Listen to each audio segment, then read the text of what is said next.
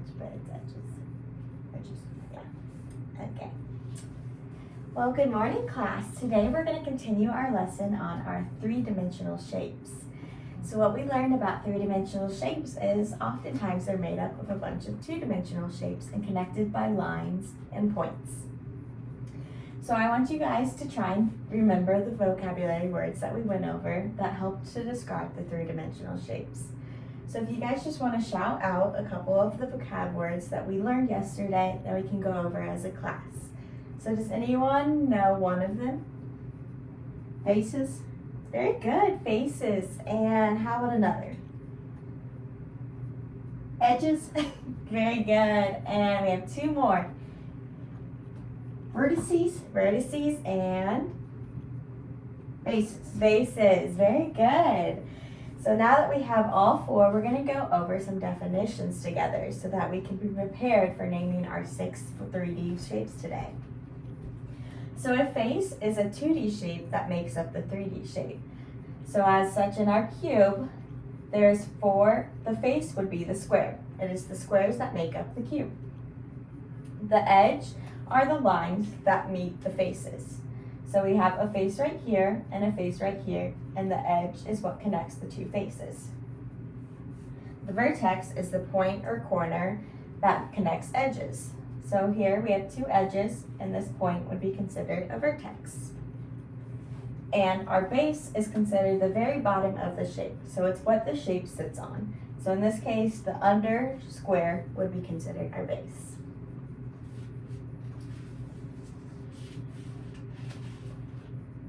Today we're going to create our own shape, an organizer, to help us remember our 3D shapes.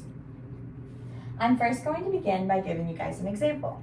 So we're first going to start with this shape. Now I'm first going to look at the shape and kind of figure out to remember if I remember what we said yesterday. So if I look at it, I can see that it has a circular top and the bottom is a circle. So I'm pretty sure I think this one is called a cone. So underneath the section that says name on your worksheets, you will write cone next to the picture.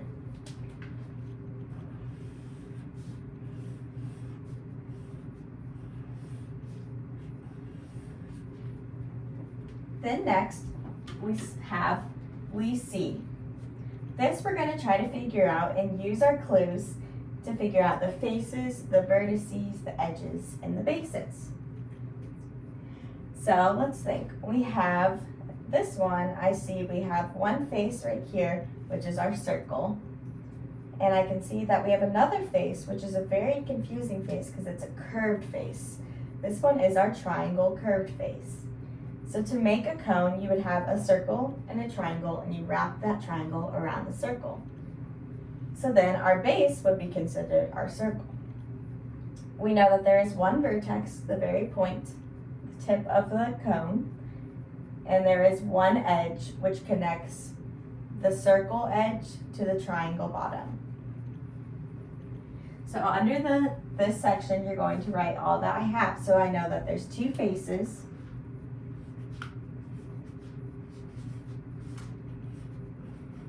one vertex,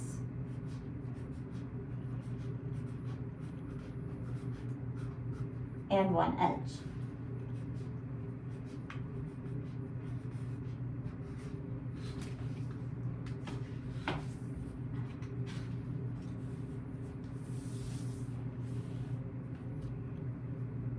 Then under this section that says it looks like, we're going to, like we did yesterday, figure out what this shape looks like and what we see in our everyday lives. So this one, we can say it looks like an ice cream cone.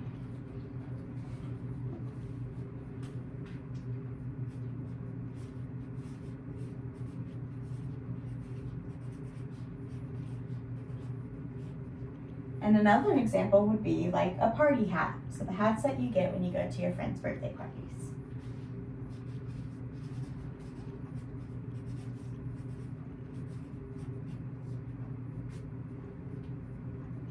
Then now we're going to move on to our next shape, and we're going to do this as a class. So here we have a shape that has 1, 2, 3, 4, 5, 6 squares.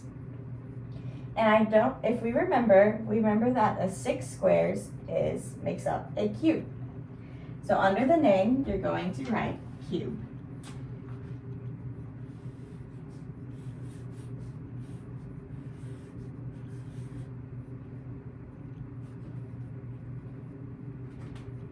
Then you're going to move on to the next section, which says we see. So like we said, we're going to count the number of faces that we can find. So we see there's 1, 2, 3, 4, 5, 6. So there's 6 faces for a cube.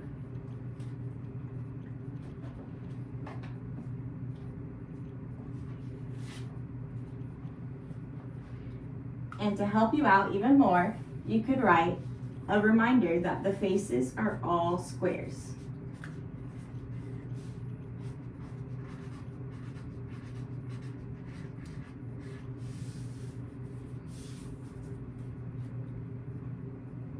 Then we're going to look to see how many vertices there are. So if you count, there's 1, 2, 3, 4, 5, 6, 7, 8. So there's 8 vertices.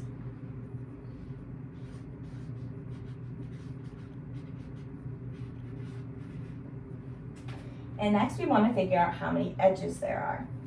So if we count, there's 1, 2, 3, 4, 5, 6, 7, 8, 9, 10, 11, 12.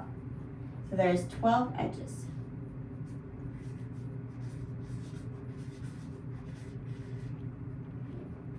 And lastly, you're going to your next section, which says it looks like.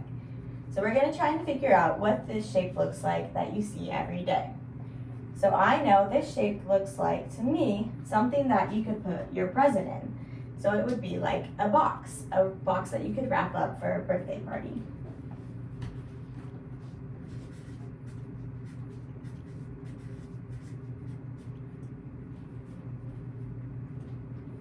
Okay, and now I want you to get with your elbow partner, and you guys are going to work together to figure out the rest of the 4 shapes together. And don't be afraid. If you have any questions, just make sure to raise your hand and I will be around to help you. And you can also use your other partners and the people surrounding you as resources to help figure out, so we can fill in this chart all the way. Time passes. And it says, way to go. So you've all figured it out together. Very good. So now we're going to paint up this chart so that throughout the week you can have this as a resource to help you remember the different attributes of each three-dimensional shape. Now I would like each of you to get out your whiteboards and markers and work with your partners as I ask a few questions. What I'm going to do is hold up one of the shapes that we have, and I want you guys to try your hardest and identify it by its name. Once I see that most of you have something written on your whiteboard, then I will ask you to hold up your whiteboard so that I can see what you have written down. This is just practice, so don't be distraught or afraid if you're going to get the wrong answer. We just want to work as hard as we can so that by the end of this week, you'll be able to identify all 6 shapes.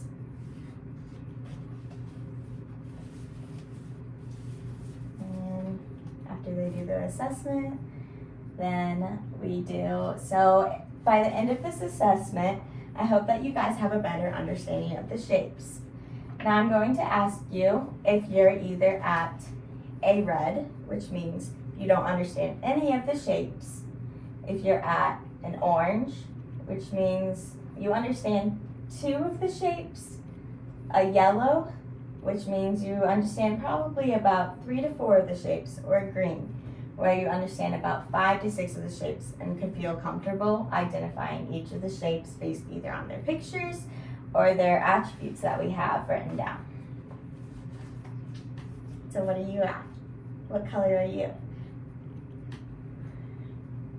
I'm orange. Orange. Okay, that's very good. That's a good start since we only are on our 2nd day of the lesson. So I want you guys to keep on practicing at home with your families. And I'm going to send a note home with you to encourage your parents to find shapes around your house that represent these different three-dimensional shapes. And hopefully by the end of the week, you'll be able to identify each of them on your own.